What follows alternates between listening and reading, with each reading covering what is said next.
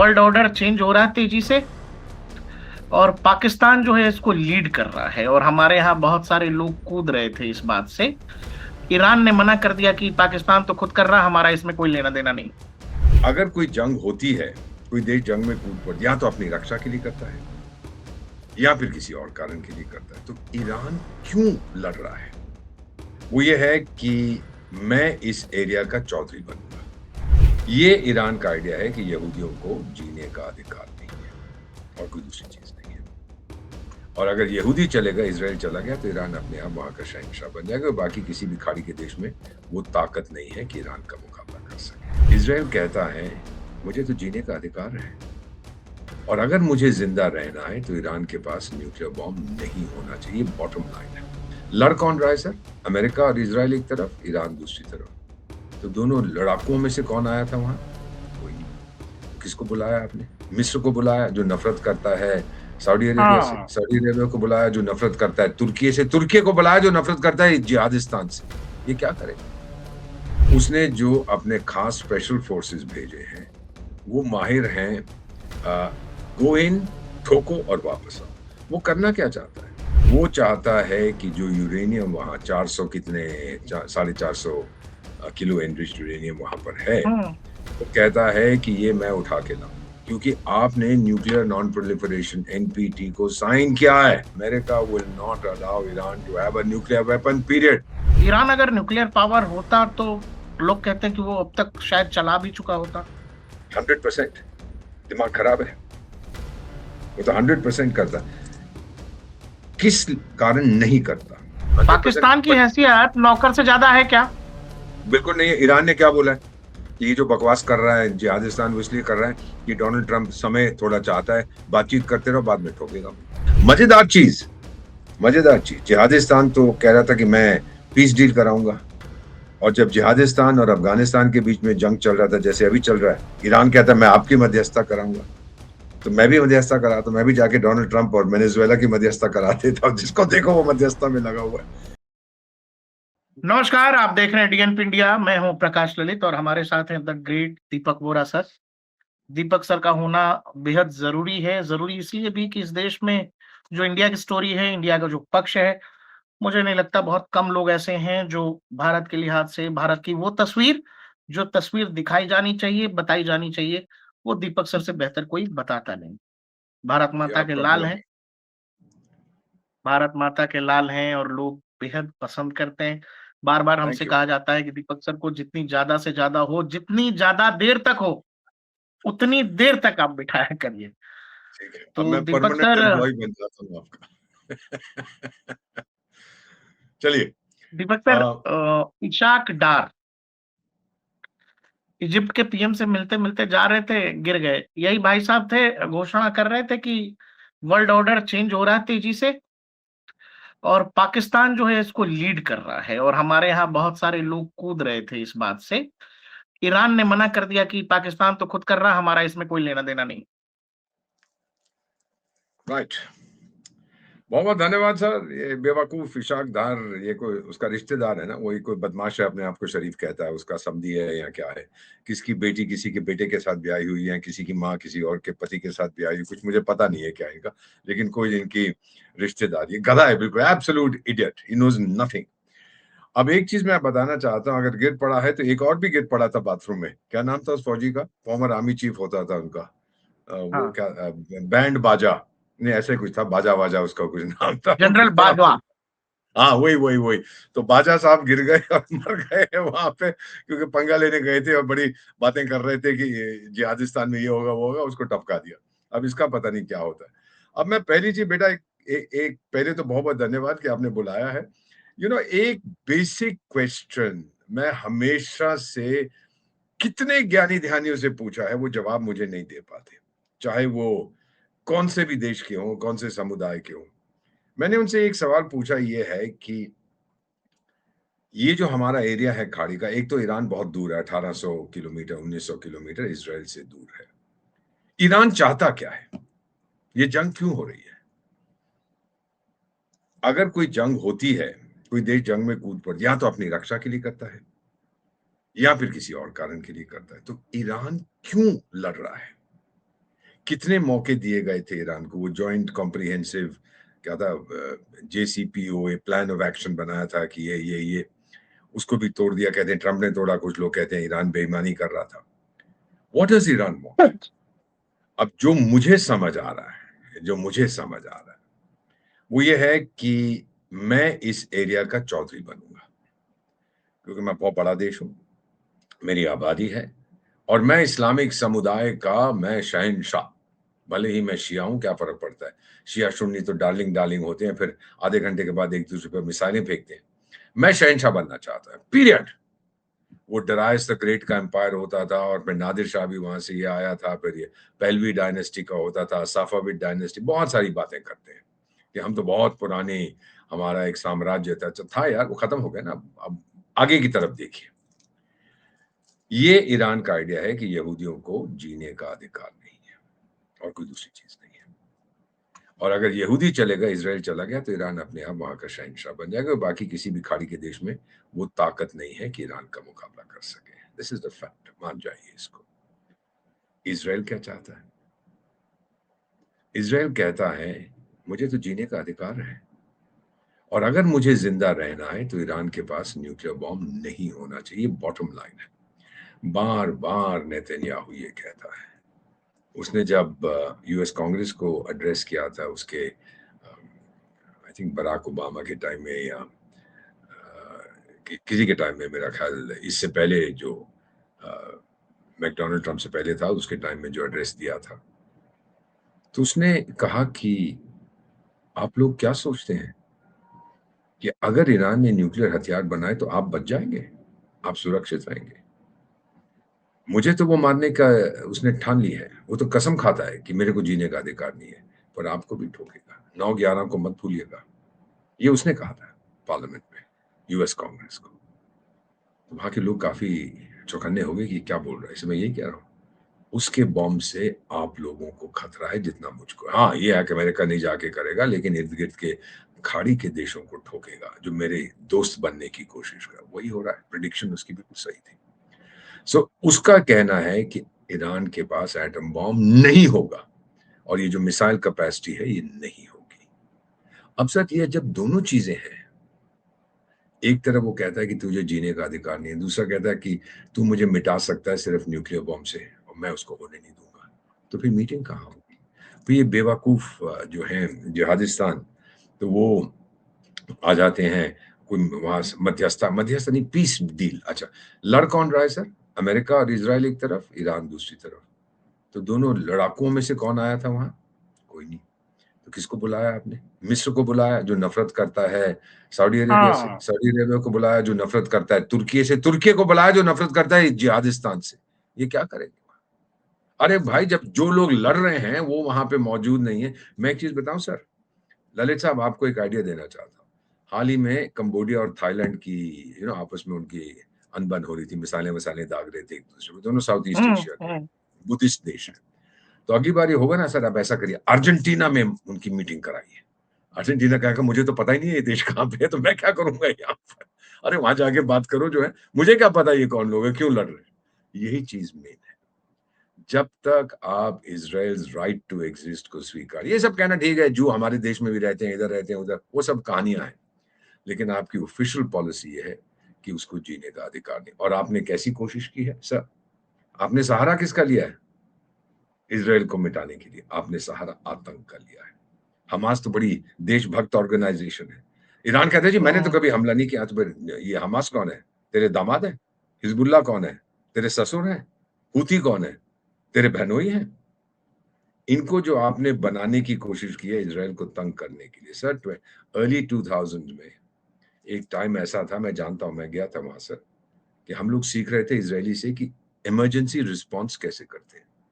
वहां पे आत्मघाती हमले होते थे, वो इंतिफादा इंतिफादा कुछ चल रहा था, तो वो लोग इतने माहिर हो गए थे कि जहां वो हुआ, नियरेस्ट हॉस्पिटल को मैसेज जाता था, वो बाकी पेशेंट्स को साइड पे करके ये जो बॉम्ब ब्लास्ट के विक्टिम्स थे उनसे डील करते थे। There was no time wasted. बहुत से जाने गई, बहुत से जाने इन्होंने बचाई, पर इन्होंने निपटाया। और एक चीज इनके एक प्रधानमंत्री ने मुझसे कही थी पर्सनली, उसने कहा था कि अगर आतंक को मिटाना है, दो देश कर पाएंगे जो बहुत पीड़ित है आतंक से, भारत और इसराइल। मैं इसको भूला नहीं हूँ सर। तो ये जो कहानी है, अगर आप इसको याद रखें कि डायरेक्टली हाँ जी, कभी ईरान ने किसी पे हमला नहीं, हाँ ठीक है। वो तो जिहादिस्तान भी कहता है मैंने भारत के ऊपर हमला कहाँ किया, वो तो क्या नाम है उसका, हिजबुल मुजाहिदीन और वो क्या नाम उस गधे का, लश्कर-ए-तैयबा। लश्कर-ए-तैयबा और जैश-ए-मोहम्मद, इन्होंने किया, मैंने तो कुछ भी नहीं किया। अच्छा, तो ये फिर कहाँ से आ गए? आसमान से टपके? और हथियार इनके पास कहाँ से आए? ये तो मैं हमास से पूछना यार, सुन अगर तूने अमेज़न पे खरीदे, मुझे भी एड्रेस भेज दे, मैं भी मंगवा लेता हूँ हथियार। क्या बकवास करते हैं ये। सो अनलेस बेटा this issue is sorted out, आजकल तो बहुत बातें चल रही हैं, ये हो जाएगा, वो हो जाएगा। अब मैं बताता हूँ क्या होने वाला है। भविष्यवाणी मैं नॉर्मली नहीं करता हूँ, लेकिन आज आप बच्चे हैं तो मैं बताता हूँ आपको क्या होने वाला है। ये जो फोर्सेस भेज रहा है अपने लोग, जिसको मैं मैकडोनाल्ड ट्रम्प कहता हूँ, भेजे ना उसने अपने लोग, वो क्यों गए हैं वहां पर? उसने जो अपने खास स्पेशल फोर्सेस भेजे हैं, वो माहिर हैं गो इन, ठोको और वापस आओ। वो करना क्या चाहता है ये भी मैं बता देता हूँ। वो चाहता है कि जो यूरेनियम वहां 400 कितने 450 किलो एनरिच्ड यूरेनियम वहां पर है, हुँ, वो कहता है कि ये मैं उठा के लाऊंगा, क्योंकि आपने न्यूक्लियर नॉन प्रोलिफरेशन एनपीटी को साइन किया है और उसके अंतर्गत आप 5% से ज्यादा एनरिचमेंट नहीं कर सकते। आप तो 65-70% तक पहुंच गए। इसका क्या मतलब है? ये ऊर्जा के लिए नहीं है, ये न्यूक्लियर हथियारों के लिए है। ये सीधी बात जो है उन्होंने डोनाल्ड ट्रंप ने कहा, इसीलिए मैं आपका एनरिच्ड यूरेनियम उठा लूंगा और फिर जो आपकी फैसिलिटीज हैं उनको मैं ध्वस्त कर दूंगा, ताकि कभी भी आप सोच ना सके फिर से एक न्यूक्लियर बॉम्ब बनाने की। ये बेसिक इशू है। अगले 48 घंटे में आप देखेंगे वो चला जाएगा। ट्रंप एक चीज में और बहुत माहिर है हमारी तरह, उसको कहते हैं स्ट्रेटेजिक डिसेप्शन। एक तरफ आपको याद है जब 28 फरवरी को जंग शुरू हुआ था, तो ओमान का जो विदेश मंत्री है, बड़ा अच्छा आदमी और शरीफ आदमी, और जी बस आधे घंटे में हुँ, समझौता हो जाएगा, बस मैं वो सिर्फ भी वो कलम मैंने मीटिंग कर रहा था। हाँ, मैंने कलम मंगवाई है, बस कागज मंगवाया, अभी दस्तखत करते हैं। वो फिर जंग शुरू हो गई। अमेरिका और इज़राइल ने मिलकर ठोका। तो ये चीज़ जो है सर, अगर आप लोग सब समझ आएँ, बेसिक इश्यू, बाकी बड़ी-बड़ी जितनी मर्ज़ी भाषण दीजिए, हॉर्मुज़ में ये हो जाएगा, वो हो जाएगा, यहाँ से आएगा, वहाँ से। अमेरिका विल नॉट अलाउ, मैं ट्रम्प नहीं कह रहा, America will not allow Iran to have a nuclear weapon period. 9/11 के बाद उन्होंने सबक सीख लिया, वो भूलते नहीं, हम भी नहीं भूलते। 26/11 फिर कभी नहीं होगा, हम सीख गए हमारा सबक। और पीएम साहब ने इसके बाद पहलगाम के बाद क्या बोला था, अगर फिर से हुआ तो वो फिर जंग का ऐलान है। और फिर देखो, सातवें पाताल से भी मैं ढूंढ निकालूंगा। सो सर, ये चीजें अगर आप समझ जाएं, the basic issue for Israel is survival, the basic issue for Iran is domination. अब इन दोनों को आप कैसे इनका मीटिंग कराओगे? सो पहले उसकी स्पेशल फोर्सेस जाएंगे, वो उठा के ले आएंगे उसका जितना यूरेनियम पड़ा हुआ है। साथ में ये भी कह रहा है कि मैं बात कर रहा हूं ईरान के साथ, और बहुत अच्छी बात है कि अभी हम बहुत जल्दी से कुछ ना कुछ अच्छी खबर आपको देंगे। ये सब बहकाने के लिए है। अगर ईरान ने एनपीटी को छोड़ दिया, फिर इंटरनेशनल एनर्जी एजेंसी की इंस्पेक्शन नहीं होंगी, तो वो करेगा जो वो करना चाहता है। और ये जो है उसके जो एनरिच्ड यूरेनियम है उसको उठाने के लिए ये अपने स्पेशल ऑपरेशंस के सिपाही भेजेगा और इंजीनियरिंग टीम्स भेजेगा उसको उठाने के लिए। अब एक चीज आपसे और लेकिन पूछ दीपक लेते सर, जैसे जो ईरान है, एक तो हैं। हाँ हाँ बेहद बड़ा है, बहुत हाँ, बड़ा है, इराक से तो 4 गुना है वो। दूसरा, बिल्कुल। ईरानियन टेरेन जो है वो बेहद मुश्किल है, और ईरान के पास जो ये ग्राउंड लोगों का फोर्सेस भ्रम हैं। है। हाँ नहीं सर, मैं बता देता हूँ, ये भ्रम है। वो मिसाइलों से ठोक रहा है कि नहीं ठोक रहा अभी? अमेरिका और इसराइल, आसमान पे किसका कब्जा है इस समय? तो अमेरिका इसराइल का है ना। अमेरिका इजराइल, हाँ अमेरिका इजराइल। ईरान की तो एयरफोर्स खत्म हो गई है ही नहीं, 2-4 जहाज थे हाँ वो खत्म हो गए, नेवी भी खत्म हो हाँ। गई है। वो तो आसमान पूरा इस समय इसराइल और अमेरिका वो ठोकते जा रहे हैं, ठोकते जा रहे हैं, ठोकते जा रहे हैं। मेरा जब ये उठा लेगा न्यूक्लियर जो या एनरिच्ड यूरेनियम, स्पेशल फोर्सेस का स्पेशल ऑपरेशन होता है, जाओ अंदर उठा के ले आओ। अब थोड़ा बहुत नुकसान होगा तो ये ले लेंगे, लेकिन ये मारते जाएंगे, मारते जाएंगे, मारते जाएंगे। ईरान का ध्यान कहीं और जाएगा। देखिए कितनी मिसाइलें, ये मिसाइलें तो 1 महीने में नहीं बनाई ना, वो सुपरमैन तो नहीं है। जितनी मिसाइलें आप दाग रहे हो, कोई कहता है 10,000 है, कोई कहता है 10 लाख है, कोई कहता है 1 करोड़ है, जितनी भी मिसाइलें उनके पास हैं, ये तो उन्होंने 30 साल से बना रहे थे कि ये जंग हमारी कभी होगी और उस समय हमें ये करना पड़ेगा। इसीलिए इतने डेस्परेट थे न्यूक्लियर बॉम्ब के लिए। नहीं तो टाइगर तेरे को क्या लेना है, तेरे को किससे खतरा है? इसराइल ने कभी नहीं कहा कि मैं ईरान को मिटा दूंगा, आप तो कहते हो हम इजराइल को मिटा देंगे। अगर आप इस बात को समझ लें, survival for Israel, domination for Iran, ये उनके अल्टीमेट जो इरादे हैं, और उसको एक बार आप समझ लें फिर आप जानेंगे। सो ये जब उठा के ले आएगा तब ये इसकी नतांज पतांज जो लोग बात करते रहते हैं न्यूक्लियर फैसिलिटीज है उनको ठोकेगा। देखिए सर, इसने बम फेंका था वो बुशहर में, जहां पे मिडिल ईस्ट का इकलौता न्यूक्लियर पावर प्लांट है प्राइवेट सेक्टर का, इकलौता है पूरे मिडिल ईस्ट में। अभी तक वो इलेक्ट्रिसिटी बना रहा है, उसने प्लांट को नहीं ठोका, कहते हैं साथ वाली जगह पे उसने ठोका था, वो बताने के लिए था। सब बेकार की बातें हैं। 1000 मेगावाट वो प्रोड्यूस करता है, वो रूसी लोग उसको ऑपरेट करते हैं। जब उसने उठा लिया सारा वहां से यूरेनियम, एनरिच्ड यूरेनियम, इसको ठोकेगा और फिर तेहरान में अंधेरा ही अंधेरा, जो वेनेजुएला में हुआ था, कैराकस में हुआ था, अंधेरा कर दिया था ताकि उनको पता ना लगे, सिस्टम्स जैम कर दिए जाए। यही यहाँ पर अब हो रहा है सर। सर आप आप देखेंगे ये मानते हो कि ईरान अगर न्यूक्लियर पावर होता तो लोग कहते हैं कि वो अब तक शायद चला भी चुका होता? 100% दिमाग खराब है, वो तो 100% करता। किस कारण नहीं करता? अब आपका हमारा पड़ोसी जिहादिस्तान वो भी तो बात करता है ना कि वो उसका गधा है, कोई बिग शिट, क्या नाम है उनके जो फॉर्मर हाई कमिश्नर होता है, शिट शिट कोई नाम है अब्दुल उसका, बैशिट। हाँ बैशिट, बिग शिट। तो वो बिग शिट क्या बोलता है, अगर अमेरिका ने हम पर हमला किया तो हम दिल्ली और बॉम्बे पे फेंक देंगे। भाई कमीने के औलाद, जा नागासाकी, हिरोशिमा, जा चेरनोबिल देख के आ, जा फुकुशिमा देख के आ, पता लगेगा, बाद में देखी जाएगी जो होता है। कैसे गधे हैं ये लोग। और फिर इसने अपने आप से नहीं कहा, ये इसको इसकी फौज ने कहा कि भाई 2 साल से तेरे मुंह के चलवाया ऊपर है। हमने टेप लगा रखा था, अब वो टेप उतारे हैं, जाके बकवास कर। और जो लड़की उसको इंटरव्यू कर रही थी मोहतरमा, सर कर दीजिए ना, कल बॉम्ब फेंक दीजिए, जो होगा देखा जाएगा। अब एक कमीने, मारिए मारिए अगर मारिए सर, सर देखा जाएगा, चला देखो दीजिए बम। बेवकूफ है ना ये लोग, गधे हैं, दिमाग तो है नहीं इनका। तो इनको कौन बचाएगा? अगर देखिए सर, आपने बॉम्बे दिल्ली पे हमला किया, ये मैं सोच समझ के कह रहा हूँ, because I have spoken to many people. Delhi Bombay पे हमला किया, 20 साल 30 साल भारत पीछे हो जाएगा, लेकिन आप फिर 10,000 साल के लिए कोई वहां रह नहीं पाएगा, जो हम पलटवार करेंगे। और हमारा पलटवार डिस्प्रोपोर्शनेट होगा। ये नहीं कि आपने एक फेंका हम एक फेंके, आप एक फेंको हम 10,000 फेंकेंगे, कहाँ जाओगे? और फिर हम पूछते हैं अपने जिहादी दोस्त, भाई आपको कौन बचाएगा? अल्लाह हमारी रक्षा। अच्छा, मुझे नहीं मालूम था कि वो न्यूक्लियर बॉम्ब से भी रक्षा करता है लोगों की। तो ये चीजें अगर आप एक बार समझ जाएं, that what they are talking the Iranians is arrant nonsense, जो ये कर रहे हैं बेकार की चीजें। थकेगा नहीं, झुकेगा नहीं, कितनी मार खाएगा। नौजवान लोग हैं सर, जेन थकेगा जी नहीं है, झुकेगा नहीं, कितनी मार खाएगा? कितनी मार खा लेगा सर, थक तो जाएगा। ये जो नौजवान है वहां पर, सर क्या चाहिए एक नौजवान को? प्रोपेगेंडा में जो मर्जी कह दी, वो जान देने को तैयार है, कोई जान देने को तैयार नहीं है वहां। सर उसको घर चाहिए, उसको नौकरी चाहिए, उसको विवाह चाहिए, उसको तनख्वाह चाहिए, उसको खाने पीने के लिए चीज चाहिए, नहीं है उसके पास।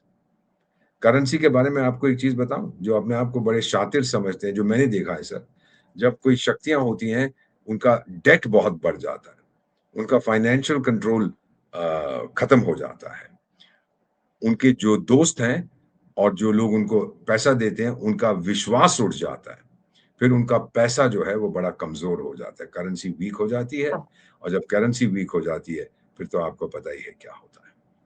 अब मैं बात अमेरिका की नहीं कर रहा सर, मैं बात ईरान की कर रहा हूँ। सर जब मैं वहां लास्ट टाइम गया था, कुछ साल हो गए हैं, तो $1 के शायद 500 या 600 रियाल मिलते थे। रियाल उनकी कर 8 1.5 लाख है सर, 1.5 लाख। करेंसी खत्म हो गई। और कितना लड़ोगे? बाद में बनाएगा कौन? पैसा कौन देगा आपको फिर से जीवित होने के लिए? These are the issues to consider. So my sir own आपको ये feeling is, लगता है कि नौकर जो है, नौकर दो मालिकों के बीच सुलह करा सकता है, या ग्लास का पानी ला सकता है, पानी का ग्लास ला सकता है, चिट्ठी पहुंचा सकता है? मालिक जो कहेगा वो कर सकता है। 100%। पाकिस्तान की बट हैसियत नौकर से ज्यादा है क्या? बिल्कुल नहीं है। ईरान ने क्या बोला है कि ये जो बकवास कर रहा है जिहादिस्तान, वो इसलिए कर रहा है कि डोनाल्ड ट्रंप समय थोड़ा चाहता है, बातचीत करते रहो, बाद में ठोकेगा मुझे। वो तो कैमोफ्लेज है, कहता है इसने सब कुछ छुपा छुपू की ये बातें कर रहा है, लेकिन असल में जो है मैकडोनाल्ड ट्रंप वो हमको ठोकेगा। ये तो ईरान ने साफ कह दिया। तो जिहादिस्तान को फुदकने की कोई जरूरत नहीं है। अभी आपने कहा कि इनका जो डेप्यूटी प्राइम मिनिस्टर, जो उसके जमानी जो भी उसका समधी है, वो गिर पड़ा है, तो अब पता नहीं सिर में चोट लगी है कि नहीं, क्या होता है उसको। सिर में चोट लगने के बाद भाई चाइना जा रहा है। सर में चोट लगने के बाद चीन जा रहा है क्या करने के लिए? हाँ, चीन जा रहा है। उनको भी तो क्या बताना करने? पड़ेगा सर, उन मालिकों को भी तो बताना पड़ेगा कर क्या रहे हैं। कौन परवाह करता है?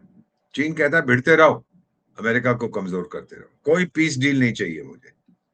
डोनाल्ड ट्रंप कहता है भिड़ते रहो, इजराइल कहता है भिड़ते रहो, सऊदी अरेबिया कहता है भिड़ते रहो। सऊदी अरेबिया को पीस डील चाहिए। मोहम्मद बिन सलमान कहता है मारो इनको, ये लोग खतरा है। और फिर ईरान को क्या पड़ी थी कि आपने जाके ये 10-11 खाड़ी देशों पर हमला कर दिया? क्या दुश्मनी है आपकी उनके साथ? कमीने हैं आप लोग। और फिर वो सब आपके अगेंस्ट हो गए। भाई अरब मुल्क कहते हैं हमें इजराइल से खतरा नहीं है, हमें खतरा ईरान से। सही कहते हैं सर। वो ये कह रहे हैं कि हमने तो अमेरिकी बेसिस को मारा है, हमने किसी देश को नहीं मारा है। सही बात है, मुझे यूनिवर्सिटी को मार दिया है और ऑयल रिफाइनरी को मार दिया है। हाइफा में तो इजराइल की कोई ऑयल रिफाइनरी अमेरिकन बेस नहीं था, उसको तो भी ठोका ना आपने। अब वो कहते हैं हमारे स्कूल पे ठोक दिया ये। भाई जंग में तो ये सारी चीजें होती हैं, लेकिन अगर आप कह रहे हो बेसिस को मारा है, तो वहां जो स्कूल है, होटल है, हॉस्पिटल है, उनको भी तो ठोका है आपने। सो ये चीजें सर, ये बड़ा मुश्किल होता है। अगर अमेरिकन बेस है, आपके पास की इतनी काबिलियत है, 50 स्क्वायर किलोमीटर का बेस है, तो उसकी दीवार के बाहर नहीं मारेंगे, दीवार के अंदर मारेंगे। What arrant nonsense. काबिलियत इतनी इनके पास नहीं है। और फिर उनके न्यूक्लियर साइंटिस्ट एक के बाद सब मरते जा रहे हैं। कौन कर रहा है मुझे क्या पता। मुझसे पूछते हैं जी, जो भारत के नहीं, जो अज्ञात लोग जिहादिस्तान के उन लोगों को मार रहे हैं, जिहादियों को, ये कौन है? मैंने कहा मुझसे क्यों पूछते भाई, मुझे क्या पता ये अज्ञात लोग कौन है, मेरी तरफ देखें दीपक सर, क्यों ये अब जब सवाल आप कर। ये कह रहे हैं, जब आप ये अननोन गनमैन की बात कर रहे हैं, उसी समय खबर आई कि भाई मसूद अजहर का कोई भाई था, उसको किसी ने निपटा दिया पाकिस्तान। हाँ, वो निपट गया सर। बट उसको थोड़ी सी दिक्कत हुई थी क्योंकि आपस में उसका मसूद असर मनहूस नजर, क्या नाम है उसका बताया आपने? मनहूस नजर, हाँ, यही है ना उसका नाम? हाँ ठीक है, यही है, हाँ, यही है। हाँ, मनहूस नजर ने अपने भाई से कहा था यार तू जल्दी से कर जो कुछ करना, मैंने तेरे लिए वहां पर 144 रखी हुई है, पूरे 72 का डबल मिलेगा। तो बाद में किसी ने उसको बोला कि तेरा भाई बकवास कर रहा है, 22 तक नहीं बची क्योंकि ये अननोन गनमैन ने इतने ठोक दिए कि वहां पर कमी पड़ गई है। So you know it's become a bit of a joke, ये मजाक करते हैं लोग। लेकिन मेरा मानना है बेटा कि ये जो इस समय मिडिल ईस्ट में हो रहा है, ये रुकने वाला नहीं है, ये चलता रहेगा। अमेरिकन स्टॉक मार्केट ऊपर उठ रहा है, अमेरिकन कंपनियां जो हथियार बनाती हैं उनके स्टॉक्स बढ़ते जा रहे हैं। तो इसका क्या मतलब है बेटा? ये सत्ता बाजार खेल रहा है डोनाल्ड ट्रंप, उसको मत भूलिएगा। ये खिलाड़ी है ना सर। और वो फिर रेयर अर्थ ये वो लेके पहुंच गया था, वो पिंजरे वाली मुनिया, खेती मार्शल, कि लो जी मैं ये लाऊंगा वो लाऊंगा। वो तो गुलाम है उसका। लेकिन अमेरिका का प्रेसिडेंट पैसा बनाता जा रहा है, अमेरिका की डिफेंस इंडस्ट्री पैसा, उनके स्टॉक्स 18% बढ़ गए हैं जब से ये जंग शुरू हुआ है। हॉर्मुज से जो भी जहाज निकल रहे हैं, उनसे ईरान टोल ले रहा है। बताया ये कहते जा हैं रहा है कि टोल ले 100 रहा है, मिलियन। कहते हम्म। हैं 2 मिलियन $3 मिलियन ले रहा है, मेरे को नहीं माना। अगर ले भी रहा है उसका मतलब ये है कि उसके पास पैसे खत्म हो गए, और उसने अगर एक बड़े जहाज को वहां पे तकलीफ पहुंचाई तो फिर बहुत मार पड़ेगी टाइगर। अगर आपने एक अमेरिकन टैंकर को डुबो दिया, अभी तो वो कह रहा है कि जी पाकिस्तान के हमारा तेल पाकिस्तानी टैंकर में, ये खबर फैलाई है ना। अमेरिका को तेल की क्या जरूरत है? अभी वो तो दुनिया का नंबर 1 एक्सपोर्टर है, क्या बकवास कर रहे हैं आप? हम्म। ये बेवकूफों को और बेवकूफ बनाने के लिए। अरे जब मेरे को जरूरत नहीं है उसके तेल की, अमेरिका तो कह चुका है, डोनाल्ड ट्रंप ने गुस्से में कहा था कि भाई भारत और चीन और जापान और साउथ कोरिया जाके भिड़ो आप, और मुझ में मेरा तो कोई लेना देना, मैं तो जाऊंगा नहीं उधर। सो दीज आर बेटा, ये सच्चाई ये है। This is a fight for an ideology जो ईरान की है, हार्डकोर इस्लामिस्ट, और जो इसराइल की है, डेमोक्रेटिक एंड प्रोग्रेसिव। और ये आइडियोलॉजीज का जो जंग है जल्दी खत्म नहीं होगा। सर, ये आइडियोलॉजी मतलब आइडियोलॉजीज का जंग है, मतलब विचारों का जंग है, या फिर सभ्यताओं की जंग है? सभ्यता की जंग कुछ नहीं होती। वो क्लैश ऑफ सिविलाइजेशन, हंटिंगटन में उसकी किताब 10 बार पढ़ बैठा हूँ, बातें करता रहता है कि इस्लाम और क्रिश्चियन बिलीफ सिस्टम में जंग होगा, वो तो आज भी चल रहा है। लेकिन इसराइल ने कभी नहीं, वो जो है ना, जो कोमा में है, क्या नाम है उसका, मुस्तफा या मुस्तफा खुमैनी जो मुस्तफा बेटा है, खामनेई। हाँ वो कहीं कहते हैं रशिया में कहीं कोमा में लेटा हुआ है। तो उसने तो उसकी तरफ से ऐलान हुआ कि इस्लामिक समुदाय के सारे लोग इकट्ठे होकर इसराइल से लड़े। क्यों भाई, इसको धर्म युद्ध क्यों बनाता है तू?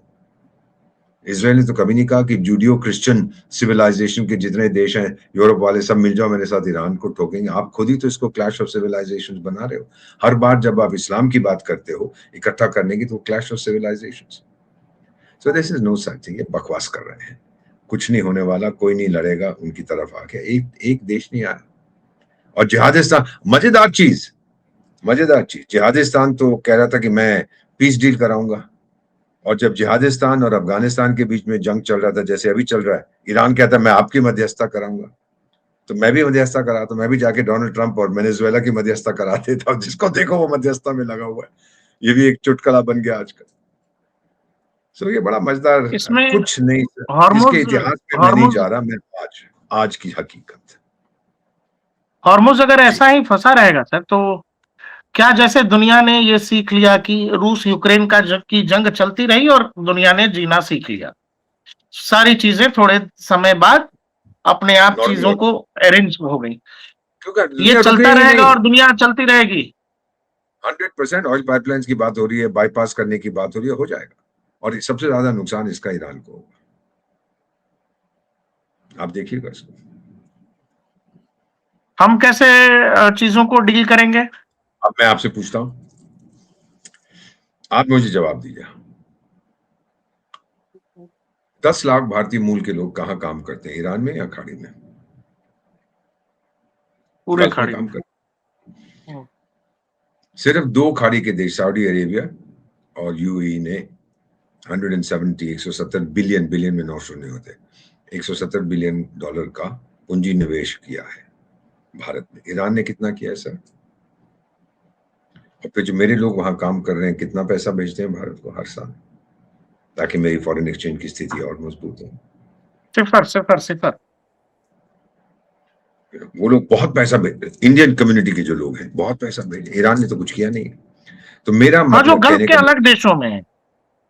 ये तो मैं कह रहा हूं सर, कि मेरा हाँ कहने का हाँ। ये मतलब है कि आप देखते हो कि आपका भविष्य कहाँ है, किससे आपको ज्यादा फायदा। ओ सिविलाइजेशन, पुराने कॉन्टैक्ट, यार रखे रहो पुराने कॉन्टैक्ट, छोले खाओ बैठ के पुराने कॉन्टैक्ट। फिर मैं नहीं जानना चाहता कि खमैनी साहब, खमैनी जो गुजर गए हैं वो कश्मीर का राग अलापते रहते थे, भारत ये कर रहा है, भारत वो कर रहा है। हर चीज में तो आप धर्म लाते हो ना। जब भारत ठोक रहा था सर, जब भारत का जंग चल रहा था कुछ फोर्सेस के साथ नॉर्थ ईस्ट में, तो मैंने किसी को नहीं सुना कहते हुए कि ये धर्म युद्ध है। अब जिहाद कहां से बना दिया आपने? उस वक्त कोई नहीं कहता था ये क्रिश्चियंस को ठोक रहे हैं ना, वो तो कहते थे इंसर्जेंसी है, ये है, वो है, उन लोगों की ग्रीवेंसेस है। आज फिर आज हर चीज में धर्म ले आते हैं। ये गलत है और यही इनको काटेगा।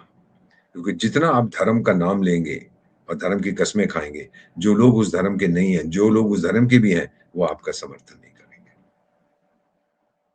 सिंपल। दीपक सर, एक कि बहुत सीरियस चीज है, सोशल मीडिया पे बहुत चल रहा है, चल ये रहा है कि 3 मार्च को जरदारी ने कहा था कि भारत एक युद्ध की तैयारी कर रहा है, भारत कभी भी हम पे हमला बोल देगा, हमें तैयार रहना चाहिए। सोशल मीडिया पर ये चल रहा है कि जो कुछ दुनिया में हो रहा है, और नई दिल्ली में कुछ मीटिंग्स हो रही हैं जिसमें तीनों सेनाओं के प्रमुख हैं, डीआरडीओ के प्रमुख हैं, एनएसए की अलग-अलग लेवल्स पर मीटिंग हो रही है, कोर कमांडर्स की मीटिंग हो रही है। बताया ये जा रहा है कि कल या परसों मेरे ख्याल से एयरफोर्स चीफ जो है पटना में थे। वो गुरुद्वारा साहिब जाते हैं, मत्था टेकते हैं। ये सब चल रहा है। अलग-अलग जगहों पे जिन मंदिरों में प्रधानमंत्री गए हैं या रक्षा मंत्री गए हैं, लोग उसका मंदिर का इतिहास बता रहे हैं कि भाई जब वॉर में जाते हैं तो इस मंदिर में लोग आशीर्वाद लेते, ये सब चल रहा है, सोशल मीडिया पे चल रहा है। चलने दीजिए। आपको क्या कुछ ऐसा लग रहा है? माहौल चारों तरफ तूफ़ानी है। नहीं, क्योंकि इस समय जिहादिस्तान ने अगर हम पर हमला, एक ही कारण हमला करेगा, वो अपने लोगों को यूनाइट करने के लिए, क्योंकि उसका दुश्मन एक ही है। वो कहता है मेरा कोई दुश्मन नहीं है। यहां तक कि जो शैतान है, जो जहन्नम में रहता है, वो भी मेरा दुश्मन नहीं है, वो भी मेरा चाचा है। मेरा दुश्मन सिर्फ भारत है। ये तो उनकी पॉलिसी है ना, कि शैतान तो मेरा अंकल है, मेरा आंटी है, मेरा जो भी है, मेरा दामाद है, मेरा ससुर है, शैतान, डेविल, लेकिन भारत मेरा दुश्मन है। वो तो यही कहता है।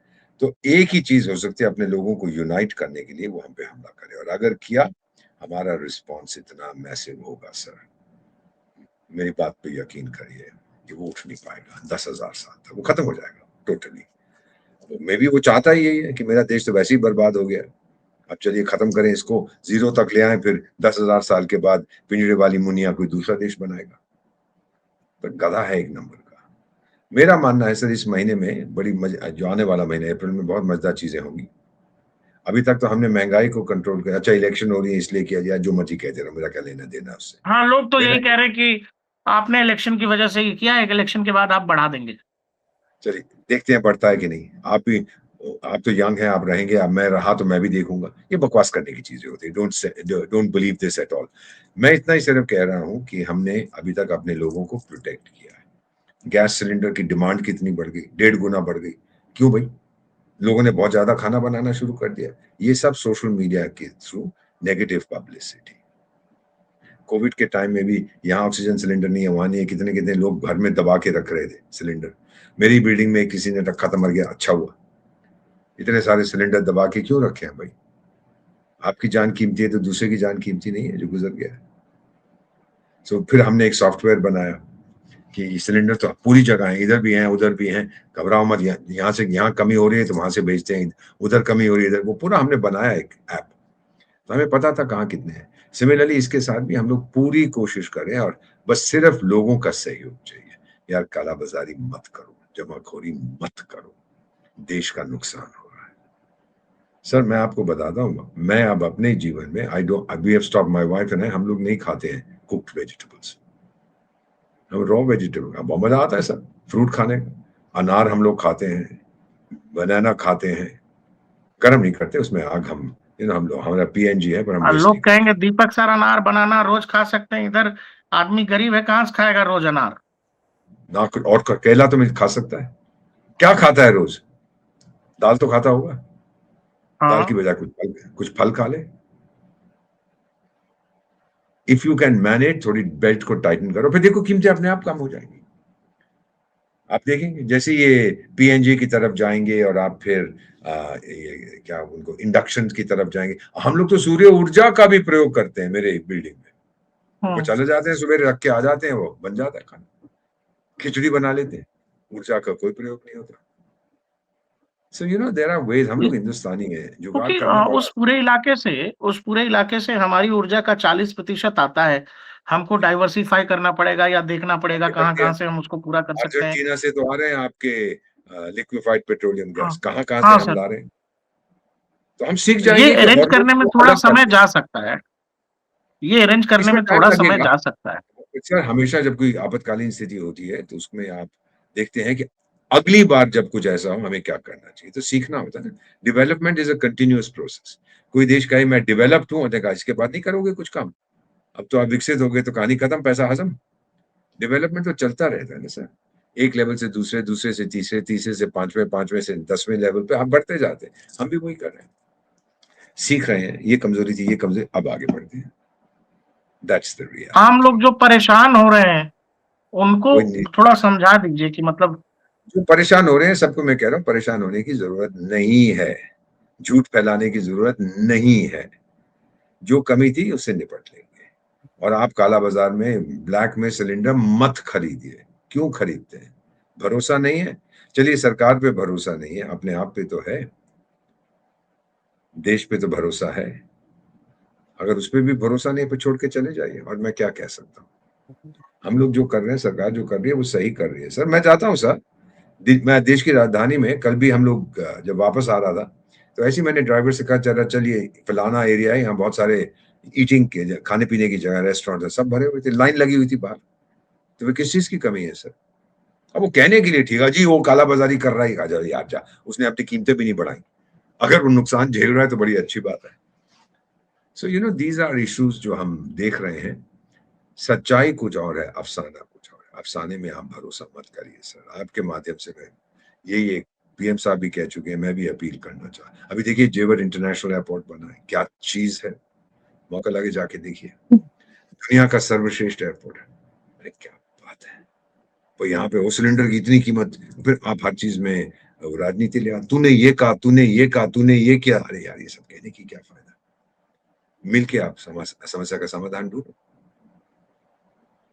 और अगर आप कहते हो कि मैं इसराइल से संबंध तोड़ दूं, जो एग्रीकल्चर में हमारी पार्टनरशिप है, आईटी में पार्टनरशिप है, एआई में पार्टनरशिप है, स्पेस में पार्टनरशिप है, मेडिसिन में पार्टनरशिप है, डिफेंस में पार्टनर, क्या करूं उसका? वो तो हमारा सहयोगी है सर। ऐसे हम लोग संबंध नहीं तोड़ते हैं, तो गधे हैं। वो धर्म के नाम पे तोड़ो, क्यों भाई? धर्म के नाम पे क्यों तोड़ू मैं?